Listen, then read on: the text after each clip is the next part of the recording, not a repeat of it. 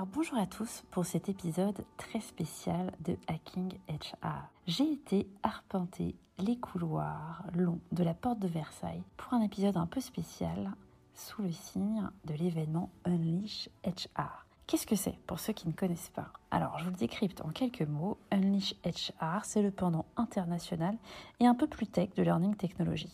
J'ai donc été balader mon micro dans les allées pour observer un peu les tendances et les signaux faibles. Je vous prépare un petit récap qui vous emmène du coup aux quatre coins du monde avec des interviews de Hollande, d'États-Unis, d'Italie, d'Angleterre, d'Allemagne. C'est parti pour un condensé.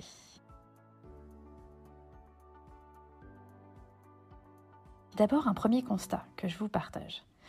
On voit qu'on assiste à un vrai shift. Il y a une bascule qui s'accélère. Ce qui me frappe, c'est qu'aujourd'hui, dans tous les discours, les conférences, on le voit, le L&D passe du statut de fonction support au statut de fonction reine. J'ai été à la rencontre de Marie Glokawa, qui est la VP Learning de Rolls-Royce. Et justement, elle m'explique que chez Rolls-Royce, le L&D est maintenant perçu comme une fonction stratégique. Oh, it's absolutely the catalyst of that strategy, because essentially, if anyone is still in doubt that business is people, then I'd love to have a conversation. I always say it's not the walls, not the chairs, not the laptops that we get, but it's the people who make the business and drive the business forward or backward. So learning agility, experimentation and psychological safety, as well as performance enablement, are some of our key enablers for this strategy for the next 5 years and beyond. So it's absolutely a non-negotiable, an enabler and a catalyst really to this business transformation.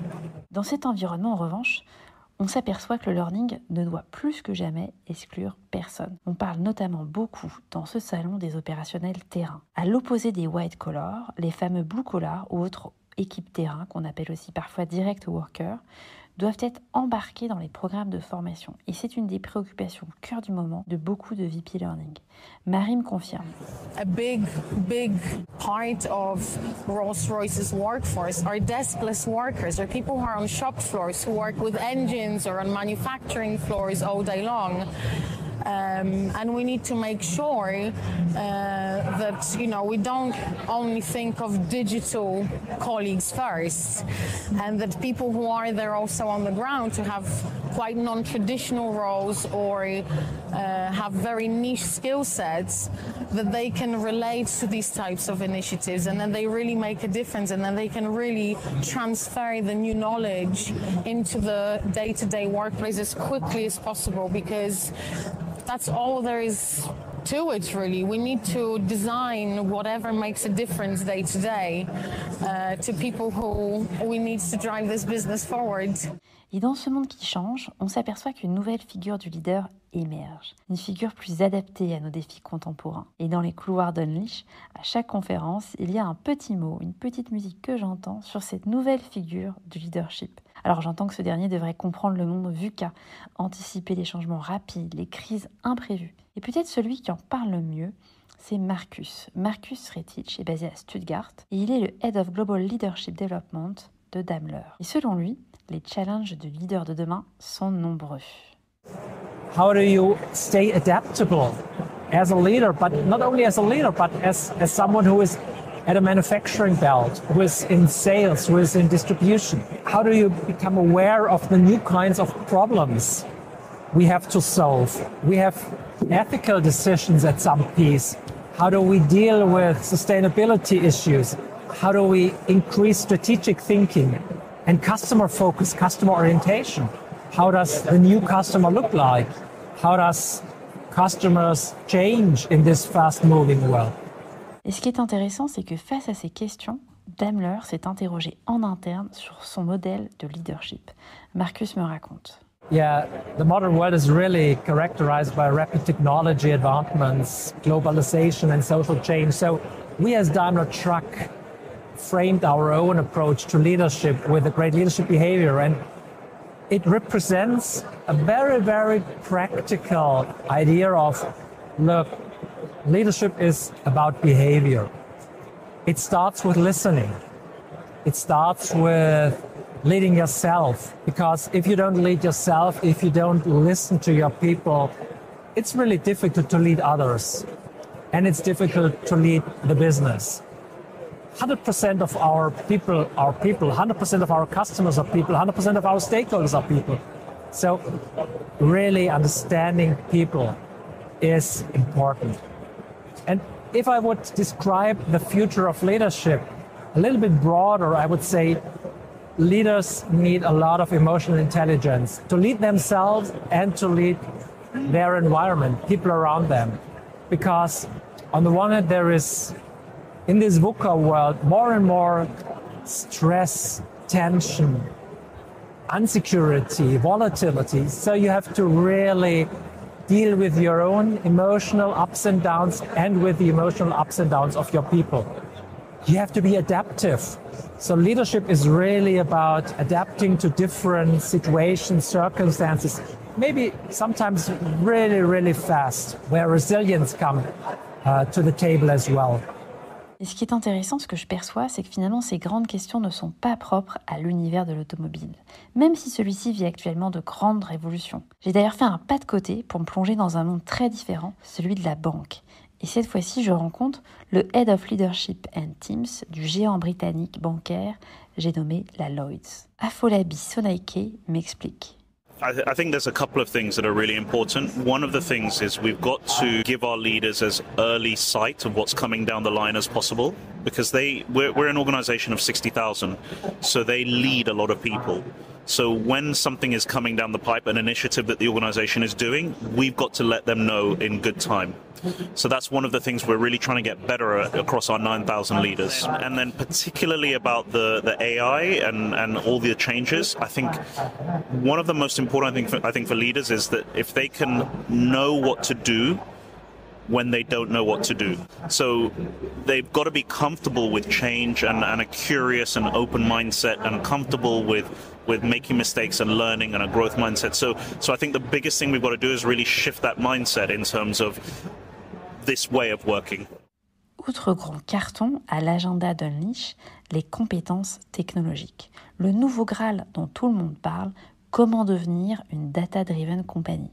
Alors j'ai justement rencontré Anne Feninger, qui pilote l'Académie data et logiciel de Stellantis et ses 300 000 collaborateurs. On a vu récemment leur CEO déclarer qu'il souhaite faire du groupe, je reprends l'appellation officielle, une entreprise de technologie de mobilité. Alors à ce titre, Anne dispose d'un mandat pour former et réorienter ses équipes vers les métiers du logiciel et de la donnée. Elle nous raconte.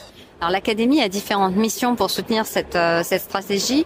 La première, c'est de pourvoir l'équipe software en talents venant du groupe, que l'on upskill et que l'on reskill pour prendre des postes dans cette nouvelle direction. On accompagne la transformation data dans le groupe. L'objectif là, c'est d'avoir des gens qui sont experts de la data dans les différentes équipes. Donc monter en compétences des gens qui ont une connaissance métier mais qui du coup acquièrent des compétences data pour pouvoir au niveau de leur département améliorer les process, être plus customer-centric, chercher de l'efficience. Et donc là, on a tout un set de formations à différents niveaux, du mindset jusqu'au plus expert. Et le troisième objectif, ça sera plutôt de développer une culture agile et tech dans le groupe de manière générale. Donc là, en ayant des programmes de la même manière qui permettent à la fois d'acculturer les équipes en place, mais souvent, elles ont une appétence pour le sujet qui est un peu plus grande, mais également toutes les directions qui sont moins directement concernées, mais qui vont devoir aussi adapter cette nouvelle culture pour que ce soit bien tout le groupe qui embrasse cette nouvelle stratégie. Autre sujet qui monte, le D&I. Dans les allées, de nombreux VP inclusion étaient présents. Et d'ailleurs, j'ai vu émerger une nouvelle lettre à l'acronyme. On parle de Diversity, Inclusion and Equity. J'ai vu que deux tendances se dessinaient. Première approche plutôt holistique, où l'inclusion est abordée dans son ensemble, et à l'inverse, une autre approche plutôt par communauté, comme LGBTQIA+, neurodiversité, handicap. Je trouve que le géant hollandais de la logistique Trivium, qui a choisi l'option 1, explique très bien cette approche holistique. J'ai d'ailleurs rencontré Adina, en charge de l'inclusion chez eux, qui me raconte. The way we are looking at the IB at Trivium is we try to have an intersectional approach to the IB. Like traditionally companies focus their efforts on one section or underrepresented group, either be that women, be that LGBTQ community and so on. We try to take a more holistic approach and not focus only on one single group, but expand it to all the underrepresentative groups. And try to highlight that the challenges, opportunities for each category and create awareness not only about one category but at inclusion overall. Et à l'inverse, sur le spectre complètement opposé, l'américain Pfizer a choisi une approche qui est différente, plutôt par pilier thématique et par communauté. Antonio Beba, le D&I lead pour l'Europe, me raconte. So we have 5 words, so we have several enterprise coalition groups at the global level. That are responsible mainly on the ethnical piece, but as well on the disability, on the LGBTQ+, on the women resource and so on. And we have one work stream lead leading this at the European level from different organizations, because also there in Europe we have the commercial organization, but we have also the production organization. And between them there is a huge difference on the nature of the job. So also there we need a specific strategy for this kind of organization and colleagues. And each of them, they have one lead that are making sure to advance the topic at the regional level. After we have 27 college resource groups lead in country and in the 12 PGS sites, Fast Global Supply Chain sites, that they are the ambassador of the local level of the D&I initiative. So with them, between the country and the regional, we created a structure that is completely operationally efficient, and we are making sure that we promote the best practice across the country and the region, but as well outside Europe with the other regional council in LATAM, in AFME, in APAC, and in US as well. Bref, l'inclusion était à l'agenda. Et enfin, impossible de ne pas vous parler de data et d'IA. Et celles-ci sont très précieuses à des fins RH. Afolabi, de la prestigieuse banque anglaise Lloyds, m'explique comment, avec Gemma Patterson, Head of Culture Innovation, il fait jongler les data. So we've got about 9,000 leaders in the group, and we've recently been through an exercise of almost like categorizing our leaders into various groups. And we've obviously got our top leaders, top 300. Then we looked, and there's another group of leaders, about 500-600 of them, who we're calling leaders of scale, because they manage about 80% of the bank. It's huge, right? So we've gone that sort of behind the scenes work, and I think what we now need to do is really help them firstly understand what their accountabilities are as leaders. So what's the expectation of a leader in Lloyds?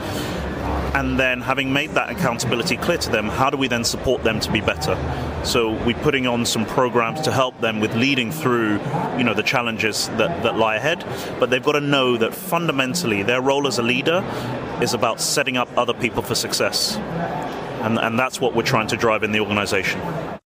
Mais pour le mot de la fin, j'ai apprécié justement les propos d'Anne de Stellantis qui nous remet les pieds sur terre à l'heure du buzz autour des IA génératives. Et finalement, on pense toujours que ce sont les compétences techniques qui sont clés pour accompagner ces transformations, mais je reste convaincue que la première priorité, c'est en fait d'avoir les soft skills qui vont bien, parce qu'il faut vouloir apprendre quelque chose de nouveau, être curieux, avoir cette résilience, cette agilité en fait pour apprendre de nouveaux métiers. Voilà, que dire de mieux ? C'est la fin de cet épisode un peu spécial que je voulais vous partager à chaud. Alors si vous avez des feedbacks, des idées ou tout simplement des impressions à partager, écrivez-moi. À très bientôt, amis de la RH.